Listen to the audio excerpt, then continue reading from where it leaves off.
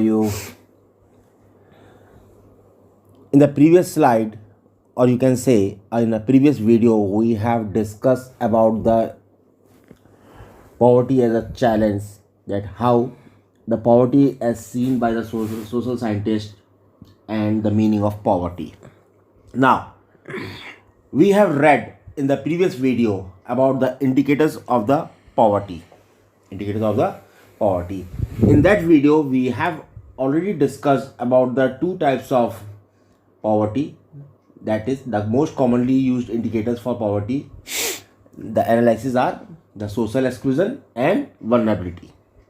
So we have discussed about the social exclusion. Now today we will discuss about the vulnerability. Today we will discuss about vulnerability.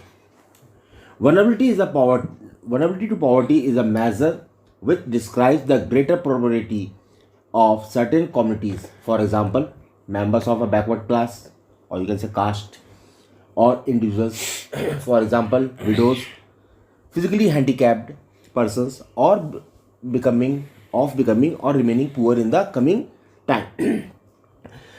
ये ऐसे लोग हैं, schedule caste ले लो आप या backward caste ले लो, जितनी भी हैं, जो उनको डर लगा रहता है कि ये हमेशा पुअर ही रहेंगे, ठीक है ना।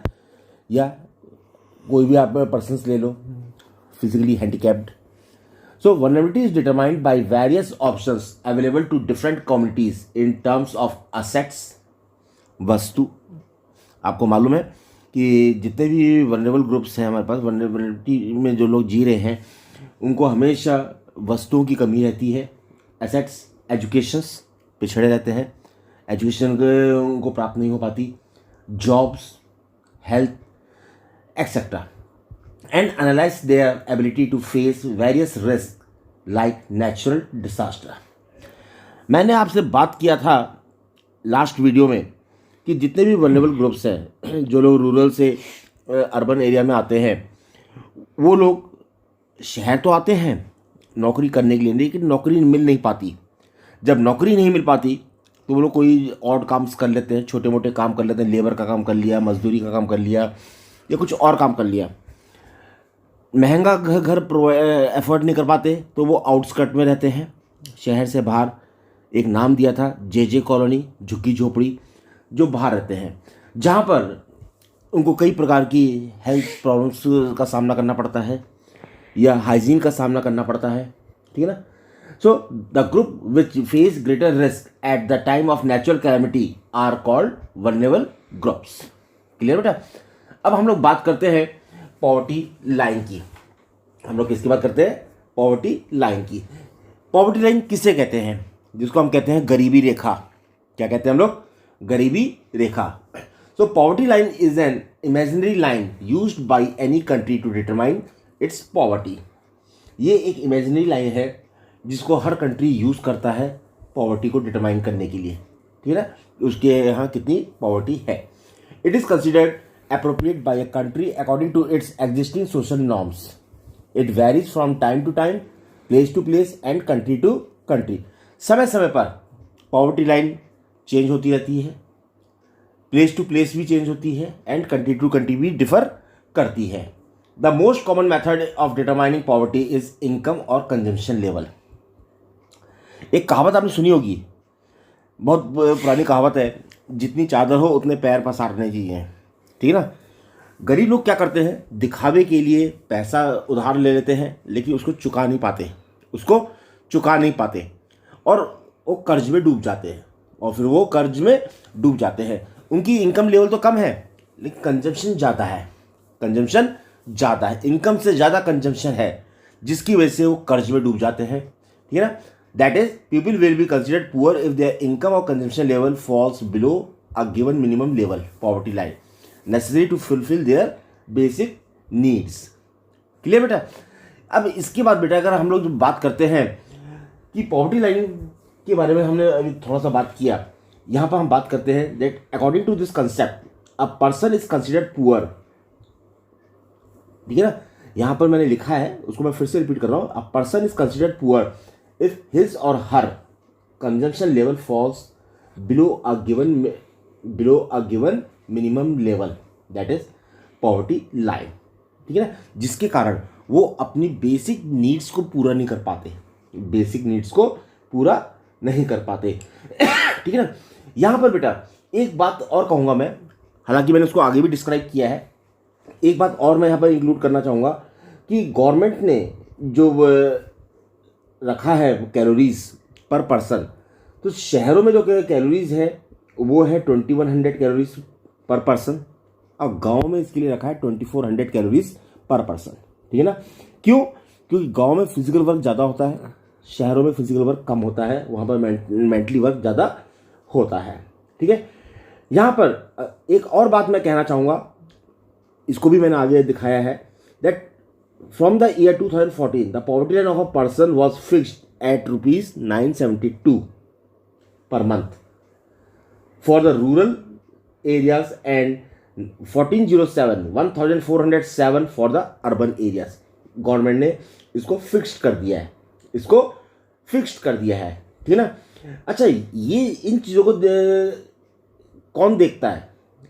इन चीज़ों को देखते हैं NSSO, जिसको हम कहते हैं नेशनल सैंपल सर्वे ऑर्गेनाइजेशन।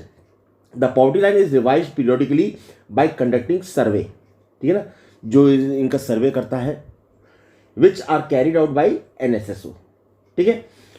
यहाँ पर बेटा एक लाइन और है, वो क्या है, that according to the World Bank the poverty line is at minimum availability of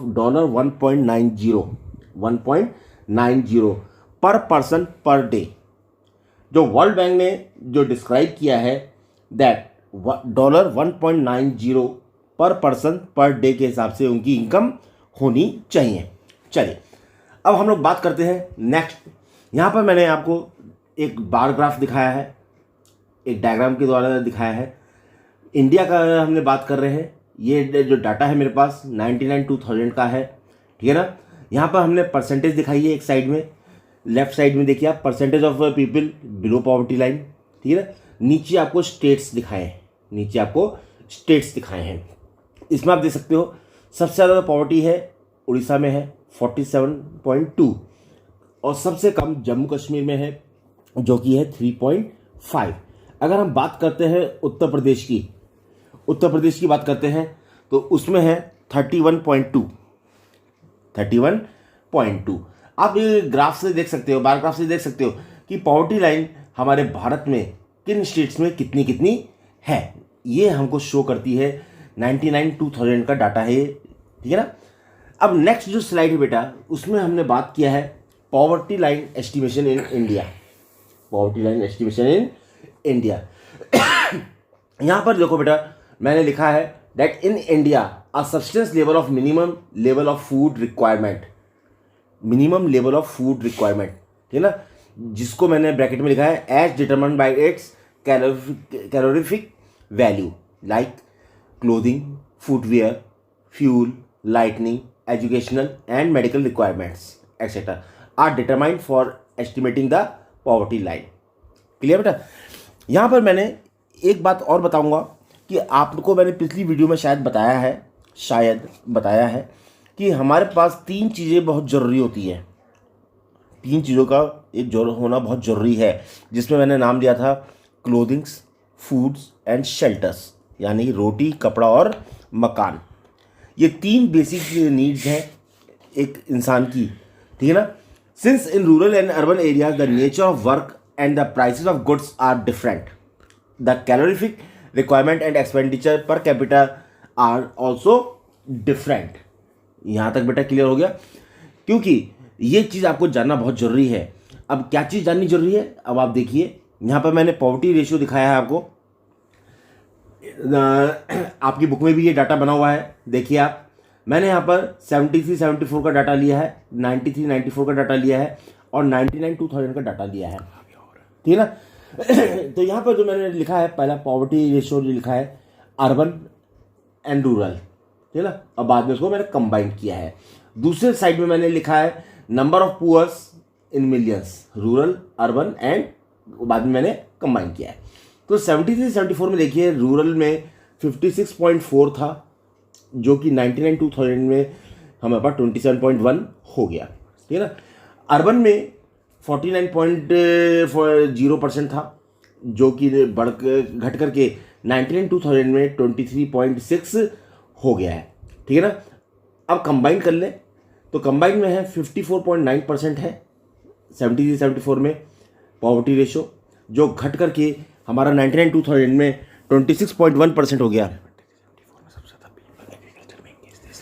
यहाँ पर जो 73-74 का जो मैंने डाटा लिया है, उस समय मोस्टली ज़्यादातर लोग कहाँ पर ऑक्यूपेशन था, उनका क्या ऑक्यूपेशन था, वो था एग्रीकल्चर, उसमें इंक्लूडेड थे, ठीक है ना। नंबर ऑफ पुअर फैमिलीज की बात करते हैं तो 73-74 में 261 पीपल्स थे, और 99-2000 में 193 पीपल्स थे, ठीक है ना, इन मिलियंस। अर्बन में 73-74 में 60 थे मिलियंस, एंड 99-2000 में ये 67 मिलियंस हो गए, ठीक है। कंबाइंड करें तो 73-74 में हमारे पास टोटल हो गया 321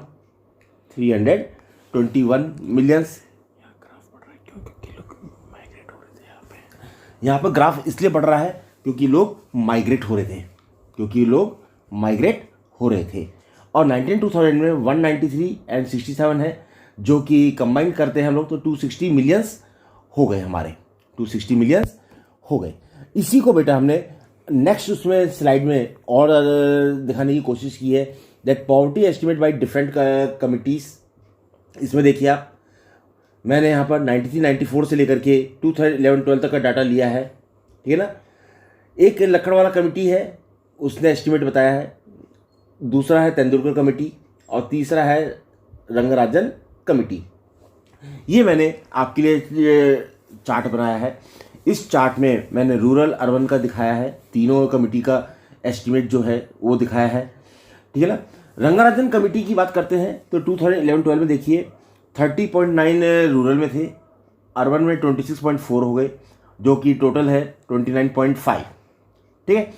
93-94 की बात करते हैं लक्कड़वाला के कमेटी की, उसमें रूरल में 37.3% है, अर्बन में 32.4% है, जो कि टोटल हो गया 36.0, ठीक है। तो ये एक चार्ट है, जिस चार्ट की मदद से आप समझ सकते हो पॉवर्टी एस्टिमेट जो डिफरेंट कमिटीज़ जो बनी थी भारत में, ठीक है।